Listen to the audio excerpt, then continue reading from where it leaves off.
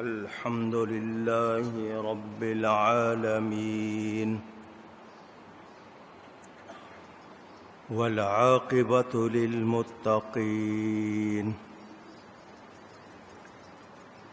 والصلاة والسلام على رسوله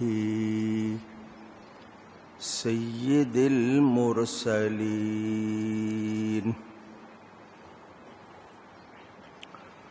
رحمة للعالمين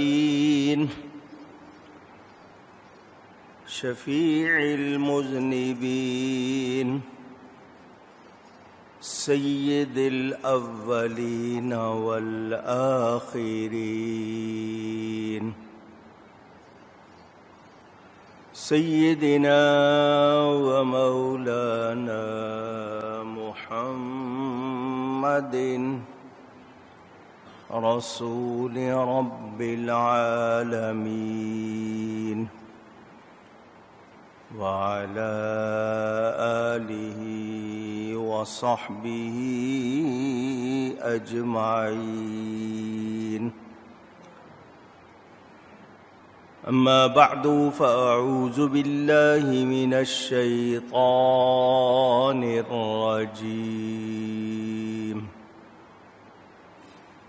بسم الله الرحمن الرحيم. وهو الذي مرج البحرين هذا عذب فرات وهذا ملح أجاج وجعل بينهما برزخا وحجرا محجورا. وهو الذي خلق من الماء بشرا فجعله نسبا وصهرا وكان ربك قديرا. صدق الله العلي العظيم. मोहब्बत के साथ एक मर्तबा दुरूशी पढ़ लीजिए।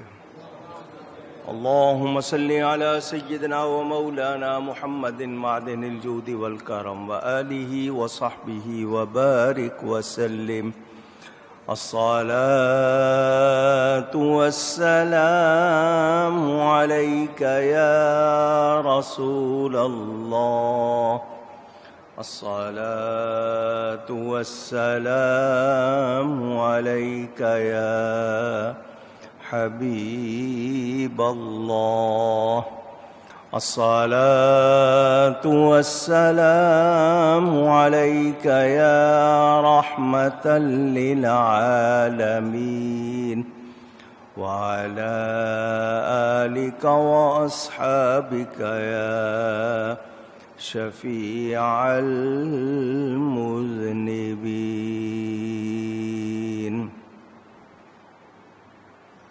हम्द व सलात के बाद कुरान करीम की सूरतुल फुरक़ान की तफसीर का बयान माह रमज़ान से पहले जहाँ तक हुआ था वहीं से फिर बयान कर रहा हूँ। माह रमज़ान में उसकी मुनासिबत से मज़ामीन बयान हुए। आज फिर तफसीर का सिलसिला आगे बयान हो रहा है। आपने ये सुना वो अल्लाह ताला जिसने मिले हुए रवां किए दो समंदर, ये मीठा है निहायत शीरीं और ये खारी है निहायत कड़वा। اور ان کے بیچ میں پردہ رکھا، روکی ہوئی آڑ، اور وہی ہے جس نے پانی سے بنایا آدمی، پھر اس کے رشتے اور سسرال مقرر کی، اور تمہارا رب قدرت والا ہے۔ اگر ہم کائنات میں غور کریں تو اللہ کی قدرت کے جلوے نظر آتے ہیں، اور کائنات میں اس کی بنائی ہوئی چیزیں ہمیں توجہ دلاتی ہیں کہ ہم اللہ تعالیٰ کی قدرت کو پہچانیں اور اس کے آگے جھکیں، اس کا کہنا مانیں۔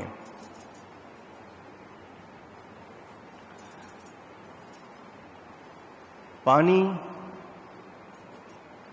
آج اور اس سے پہلے پوری دنیا تسلیم کرتی ہے کہ کتنا اہم ہے۔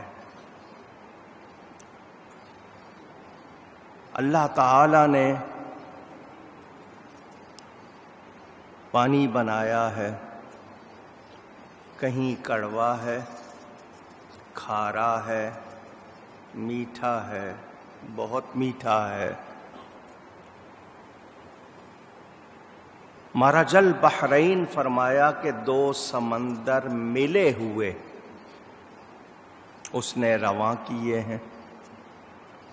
سمندر کا کچھ حصہ کھاری ہے، کڑوا ہے، اور کچھ میٹھا، لیکن یہ اس کی قدرت ہے کہ کھارا پانی میٹھے میں اور میٹھا پانی کھارے میں مکس نہیں ہوتا، مخلوط نہیں ہوتا، مل نہیں جاتا، حالانکہ پانی فطری طور پر رل مل جاتا ہے۔ اللہ نے اس کو اپنی قدرت کا اظہار فرمایا ہے کہ یہ رب کی قدرت ہے کہ میٹھا پانی کھارے میں اور کھارا پانی میٹھے میں مکس نہیں ہو رہا۔ جو پردہ اللہ نے رکھا ہے وہ ہمیں نظر نہیں آتا، مگر اللہ نے ایک آڑ بنائی ہوئی ہے۔ دنیا میں کچھ مقام ایسے ہیں جہاں دو اوشین، دو سمندر ملتے ہیں۔ ایک مقام جنوبی افریقہ کے شہر کیپ ٹاؤن میں ہے، اور اس کے لیے کیپ پوائنٹ جگہ بنائی ہوئی ہے، سیاح جاتے ہیں، دیکھتے ہیں۔ رنگ کا فرق بھی نظر آتا ہے۔ اب آگے جائے کوئی پانی چکھے تو اس کو وہ بھی انڈین اوشین اور اٹلانٹک اوشین دونوں ملتے ہیں۔ یہ پانی ہماری زندگی کے لیے کتنا اہم ہے، اس کا روز بروز احساس دلایا جاتا ہے۔ پانی ختم ہو رہا ہے، حالانکہ سمندر بھرے ہوئے ہیں، لیکن زمین سے پانی ختم ہو رہا ہے۔ پانی کہاں سے آتا ہے؟ آسمان سے۔ اللہ تعالیٰ نے مٹی بنائی، مٹی سے زیادہ سخت پتھر ہیں، چٹانیں ہیں، پہاڑ ہیں، ان سے زیادہ سخت لوہا ہے، لوہے سے زیادہ طاقت والی چیز آگ ہے، لوہے کو بھی گلا دیتی ہے، آگ کو پانی بجھا دیتا ہے، پانی کی طاقت اس سے زیادہ ہے۔ سورج اور چاند، اس کا بھی ذکر ملتا ہے۔ جوار بھاٹا مد و جزر، پانی میں جوار بھاٹا آتا ہے، کبھی اترتا ہے پانی، کبھی چڑھتا ہے۔ چاند کی کرنیں بالا کے آپ کو صرف ایک روشنی نظر آتی ہے، مگر اس کے اثرات اللہ کی طرف سے ظاہر ہوتے ہیں۔ سورج گرم ہو جائے، پانی بھاپ بن کر اڑ جاتا ہے۔ اس سے پتہ چلا کہ سورج بھی بڑا طاقت والا ہے، کہ پانی جو اتنی طاقت والی چیز ہے اس کو بھی بھاپ بنا دیتا ہے۔ یہاں ایک بات کرتا چلوں، چاند کی طاقت بہت، سورج کی طاقت بہت، مگر میرے رب نے میرے نبی کو اتنی طاقت دی ہے، وہ انگلی کا ایک اشارہ کریں تو چاند 2 ٹکڑے ہو جاتا ہے، ہاتھ کا اشارہ کریں تو ڈوبا سورج لوٹ آتا ہے۔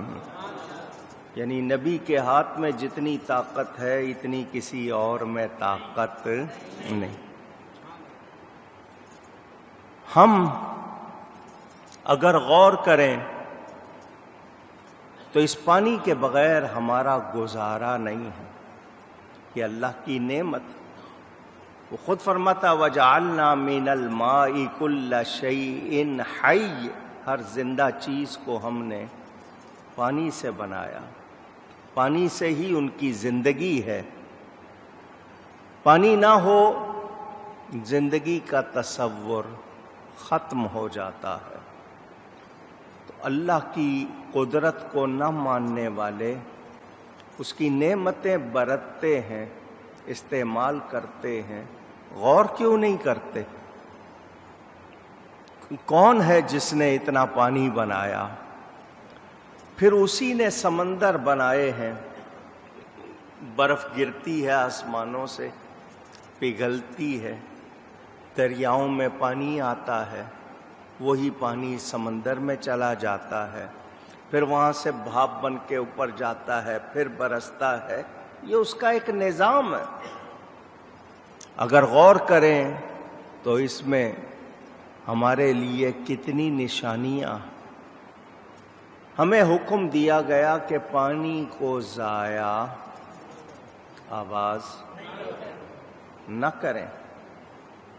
ہمارے ہاں پرواہ نہیں کی جاتی، ہم توجہ ہی نہیں دیتے۔ ہم اس کے مالک ہیں کیا؟ ہمیں اللہ تعالی نے عطا کیا تو ہمیں اس کے حکم کے مطابق برتنا چاہیے۔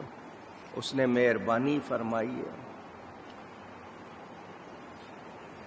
ہمارے ہاں پہلے غسل کرتے تھے تو بالٹی یا ٹب پانی بھر لیا اور استعمال کیا، 1 بالٹی، زیادہ سے زیادہ 2 بالٹی۔ اب ہم نل کھول دیتے ہیں، بدن پہ صابن لگا رہے ہیں، نل کھولا ہوا ہے، پانی بہے جا رہا ہے۔ کبھی ہم نے سوچا، غور کیا کہ ہم کیا کر رہے ہیں؟ واش بیسن لگے ہوئے ہیں ہمارے گھروں میں، ہم ہاتھ دھونا ہو ہاتھ پہ صابن لگاتے رہتے ہیں، نل کھلا رہتا ہے، وضو کرنا ہو پانی بہتا رہتا ہے۔